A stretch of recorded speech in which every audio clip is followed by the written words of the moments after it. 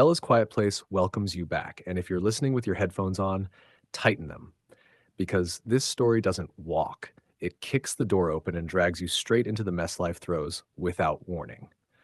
Sometimes stories begin in moments you never see coming, and Kate's night was one of those. She was trudging past a restaurant after a day so draining that even her shadow looked tired. Then two men stumbled out, like joking loudly until their eyes landed on her. The laughter died instantly, replaced by that heavy stare she knew too well. Ian, the office's resident, I'm not racist but champion. The same man who weaponized microaggressions like they were discount coupons. He leaned forward with a smirk sharp enough to cut glass and spat out an insult dripping with entitlement.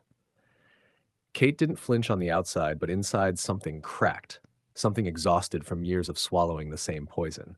What hit harder wasn't Ian, it was the man beside him. Her crush. The one who held doors open, the one who remembered her tea preference, the one she thought lived on a higher frequency than this nonsense. Her stomach twisted, knees stiffening as she forced herself to keep moving. If you're enjoying this so far, make sure you like and subscribe because this ride is only warming up.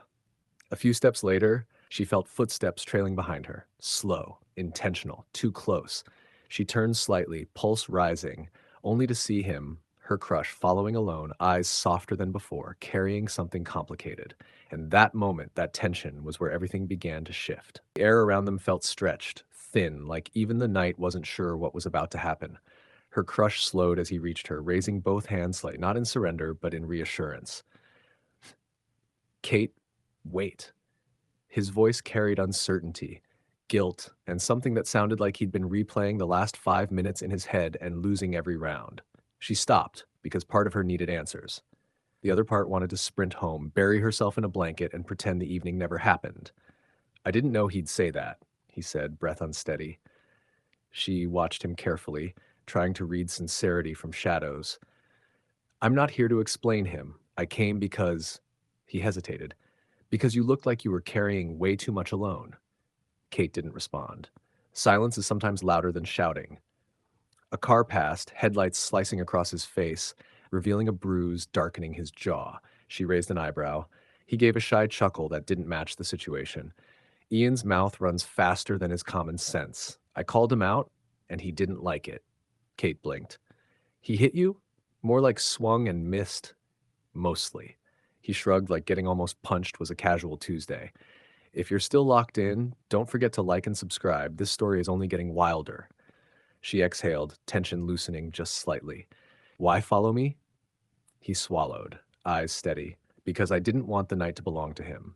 And before she could reply, a sharp crash exploded behind them from the direction of the restaurant.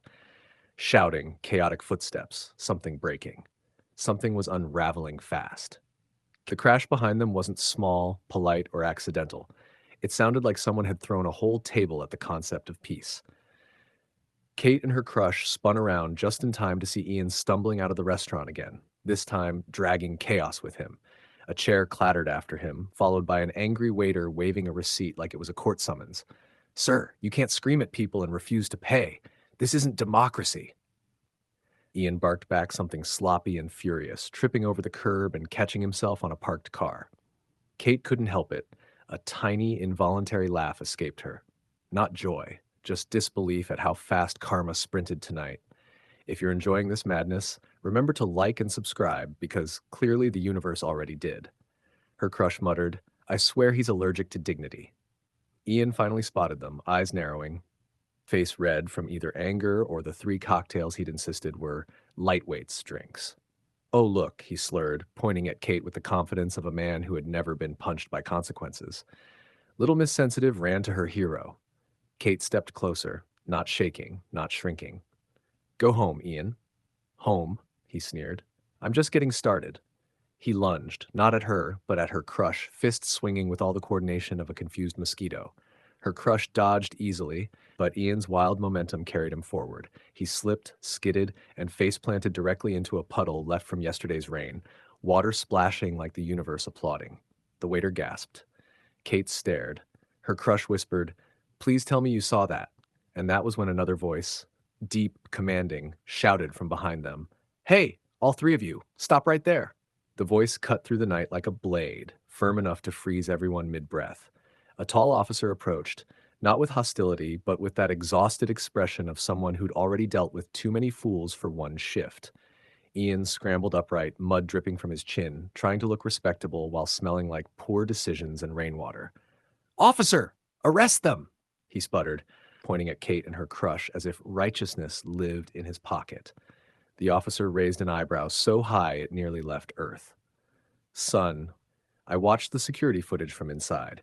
You yelled at staff, threw a chair, refused to pay, chased these two outside, then dove face first into a puddle like you were auditioning for aquatic failure. So tell me, arrest them for what? Existing better than you?" Kate choked on a laugh. Her crush covered his mouth to hide his smirk. If you're enjoying this unraveling, like and subscribe before Ian files a complaint against Gravity. Ian sputtered, switching tactics. "They provoked me." "Really?" the officer replied. "Because from where I stand, the only thing provoking you is your own personality." The waiter stepped in. He threatened staff. He also grabbed the tip jar. Ian froze. The officer sighed the sigh of a man who knew paperwork was coming. "All right, sir. Hands behind your back." As the cuffs clicked, Ian's bravado cracked, humiliation spreading across his face like spilled ink. Kate watched him taken away, not triumphant, but steady, reclaiming breath she didn't know she'd lost. Her crush touched her shoulder gently. "Let's go home."